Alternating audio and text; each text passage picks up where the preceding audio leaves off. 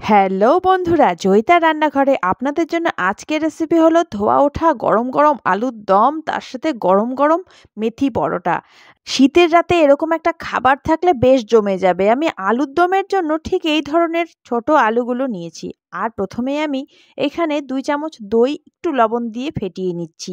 লবণ দিয়ে ফেটিয়ে নিলে রান্নার সময় যখন আমি দইটা দেব তখন আর দই কেটে যাবার ভয় থাকবে না। আর এদিকে দেখুন, আলু আমি ভালোভাবে সেদ্ধ করে খোসা ছাড়িয়ে নিয়েছি, তার সাথে আদা রসুন বাটা, পেঁয়াজ বাটা, একটু টমেটো বাটা নিয়েছি। আর এদিকে কড়াই ভালোভাবে গরম করে সর্ষের তেল দিয়ে দিলাম। তেলটা কড়াইয়ের চারদিকে ছড়িয়ে দিচ্ছি, আর তেল ভালোভাবে গরম হয়ে যাবার পর এর মধ্যে আমি জিরে ফোড়ন দিয়ে দিলাম। আর সেদ্ধ করা খোসা ছাড়ানো আলুগুলো কড়াইতে দিয়ে একটু নাড়াচাড়া করে কিছু সময় আমি ভেজে নেব মাঝারি আঁচে। আর আলু দেখুন কিছুটা ভাজা হয়ে গেছে। এবারে আমি এর মধ্যে স্বাদ মতো লবণ দিয়ে দিচ্ছি, আর একটু হলুদ গুঁড়ো দিয়ে দিচ্ছি।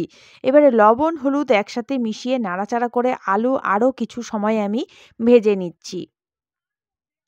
আর আস্তে আস্তে দেখুন আলুর গায়ে ফোস্কা ফোস্কা ভাব এসেছে, আলু ভাজা হয়ে গেছে। গুঁড়ো মশলা দিয়ে দিচ্ছি হাফ চামচ করে জিরে গুঁড়ো, ধনে গুঁড়ো, লঙ্কা গুঁড়ো ঝালের জন্য, আর রঙের জন্য দিচ্ছি সামান্য কাশ্মীরি লঙ্কা গুঁড়ো। আবারও গুঁড়ো মশলা দিয়ে একটু নাড়াচাড়া করে মশলাটা আমি কষিয়ে নিচ্ছি। আর দেখুন আস্তে আস্তে রঙটা কতটা সুন্দর আসছে। এরপর আমি এর মধ্যে দিয়ে দেব বাটা মশলা, আদা রসুন বাটা, পেঁয়াজ বাটা, আর টমেটো বাটা, সব একসাথে বাটাগুলো আমি দিয়ে দিচ্ছি। আর বাটা মশলাটা দিয়ে আবারও একটু কষিয়ে নিচ্ছি মাঝারি আঁচে।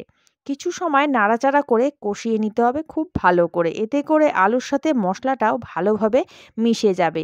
আর এর মধ্যে আমি দিয়ে দিচ্ছি সামান্য চিনি, এতে করে রান্নাটা একটু মিষ্টি হবে, খেতে ভালো লাগবে। আর দিয়ে দিলাম মশলা কষানোর সময় সামান্য জল, একটু গরম জল দিয়ে আমি আবার একটু নাড়াচাড়া করে সব কিছু একসাথে কষিয়ে নিচ্ছি। আর জলটা দেওয়ার পরে দেখুন রঙটা কতটা সুন্দর আসছে। আর কিছু সময় বাদে জলটা একটু কমে গেলে আমি ফ্যাটানো টক দই এর মধ্যে দিয়ে দিলাম। দই দিয়ে আবারও একটু নাড়িয়ে দিচ্ছি। আর আস্তে আস্তে দেখুন দই দেবার পরে রঙটা আরও চেঞ্জ হয়ে যাচ্ছে। আর আস্তে আস্তে আলুর দমের রঙটা দেখুন কি সুন্দর হয়ে আসলো। কিছু সময় নাড়িয়ে নিলাম, আর যে জলটা দিয়েছিলাম শুকনো শুকনো হয়ে গেছে। এবারে আমি এর মধ্যে দিয়ে দেব ঝোলের জন্য জল। তবে আমি ঝোলের জন্য গরম জল দিচ্ছি। আলু সেদ্ধ করা, তাই বেশি জল দেবার দরকার নেই। আর রান্নাটা একটু মাখো মাখো ধরনের হবে, তাই বেশি ঝোলের জন্য জল দেবার দরকার নেই। ঝোলের জলটা দিয়ে আবার একটু নাড়িয়ে দিচ্ছি। আর ঝোল দেখুন ভালোভাবে বলক উঠে গেছে, আর অনেকটাই ঘন হয়ে এসছে। তবে আরও একটু ঘন করে নিতে হবে। আর দেখুন ঘন হয়ে গেছে। আমি একটু কসুরি মেথি এর মধ্যে দিচ্ছি। ২ হাতের তালুতে একটু ঘষে কসুরি মেথিটাকে গুঁড়ো করে দিয়ে দিলাম এর মধ্যে। আর দেখুন অনেকটাই ঘন হয়ে এসছে ঝোলটা। তৈরি হয়ে গেছে কিন্তু আলুর দম। কসুরি মেথি দিয়ে একটু নাড়িয়ে দিলাম, আর আলুর দম আমি নামিয়ে নেব। এবারে আমি এদিকে বানাবো মেথি পরোটা। পরোটার জন্য আমি ময়দা দিয়েছি পরিমাণ মতো। এর মধ্যে লবণ আর চিনি দিয়ে দিলাম, আর দিয়ে দিচ্ছি একটু সাদা তেল। মানে লুচির জন্য আমরা যেভাবে ময়াম দেই, আবারও সবকিছু মেখে নিলাম একটু ভালো করে। আর যখন হাত মুঠ করলে জমাট বেঁধে আসবে ময়দাটা, তখন বুঝতে হবে ময়াম হয়ে গেছে। উষ্ণ গরম জল দিয়ে আমি ময়দাটাকে একটু ভালোভাবে মাখিয়ে নিচ্ছি। মাখতে মাখতে একটা ডো মতো তৈরি করে নিলাম।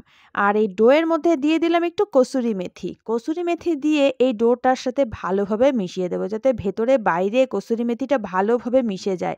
আবারও একটু ময়াম দিয়ে নিলাম। এই ডো থেকে আমি ছোট ছোট করে লেচি কেটে নিচ্ছি। তবে লেচিটা লুচির মতো হবে না, একটু বড় ধরনের হবে, পরোটার মতো। হাতের তালুর সাহায্যে লেচিগুলো একটু বড় করে আমি গোল করে নিচ্ছি। আর লেচির মধ্যে সামান্য ময়দা মাখিয়ে একটু মোটা করে বেলে নেব। ঠিক এইরকম মোটা করে আমি সবগুলো পরোটায় বেলে নিয়েছি। আর এদিকে একটা প্যান গরম করে নিয়ে আমি পরোটাটা একটা দিয়ে দিলাম। ২ দিক উল্টে পাল্টে একটু ভালো করে ভেজে নিতে হবে। একটু ভাজা ভাজা হয়ে আসলে ওপর থেকে একটু সাদা তেল দিয়ে দিলাম। ১ চামচ মতো সাদা তেল দিয়ে একটু নাড়িয়ে দিচ্ছি। দেখুন আস্তে আস্তে পরোটাটা কি সুন্দর ফুলে উঠছে। এবারে আমি পরোটাটা উল্টে দেব। একদিক কিন্তু আমার ভাজা হয়ে গেছে, আর একদিক আমি ভেজে নিচ্ছি। আর গরম গরম মেথি পরোটাগুলো সব আমি একসাথে ভেজে নিলাম। আর আজকের রেসিপি আপনাদের কেমন লাগলো আমাকে অবশ্যই জানাবেন। ভালো লাগলে ভিডিওতে অবশ্যই লাইক দিয়ে দেবেন, প্রচুর প্রচুর শেয়ার করবেন, কমেন্ট করবেন। আর নতুন বন্ধু হয়ে থাকলে বা এখনো যদি চ্যানেলটি সাবস্ক্রাইব না করে থাকেন, সাবস্ক্রাইব করে নেবার অনুরোধ রইল। আর আমার সাবস্ক্রাইবার বন্ধুদের কাছে রিকোয়েস্ট, ভিডিওতে প্লিজ লাইক দিয়ে দেবেন, কমেন্ট করবেন। সবাই খুব ভালো থাকবেন। ধন্যবাদ।